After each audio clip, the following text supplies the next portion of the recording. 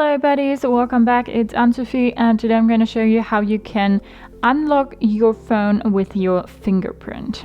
For that, you want to go to your settings and then go to security, and then you see here fingerprint manager. You click on it and then we first of all have to choose a backup screen lock method. We're going to go with a pin and say 1 2 3 4 is our pin. Re-enter this, confirm. And then we come to the next slide, notifications. How do you want the lock screen to display? So show all notification content, show sensitive content only when unlocked, or don't show notifications at all.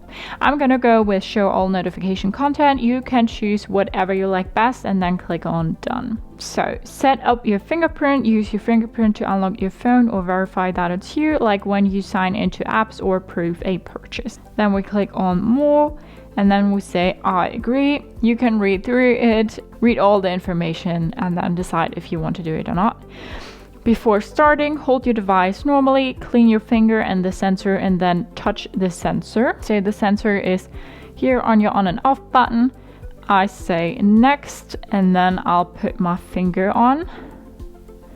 And you see the little blue line on this circle. So I'm gonna move my finger around so that the sensor gets every angle. Fingerprint added. Fingerprint unlock improves the more you use it to unlock your phones or verify that it's you in apps. Done. Okay. When we click on it, we can name our finger. I don't know, maybe you have names for your fingers. We can add a fingerprint, and here on this little trash can icon we can delete the fingerprint. So when we go back and lock our phone and want to unlock it now, I'm gonna use my thumb, and then you see the phone is unlocked. So that's how you use your fingerprint to unlock your Xperia 5 Mark IV. Hope you liked it, hope it helped. If so, thumbs up, share and subscribe, and I hope to see you next time. Bye.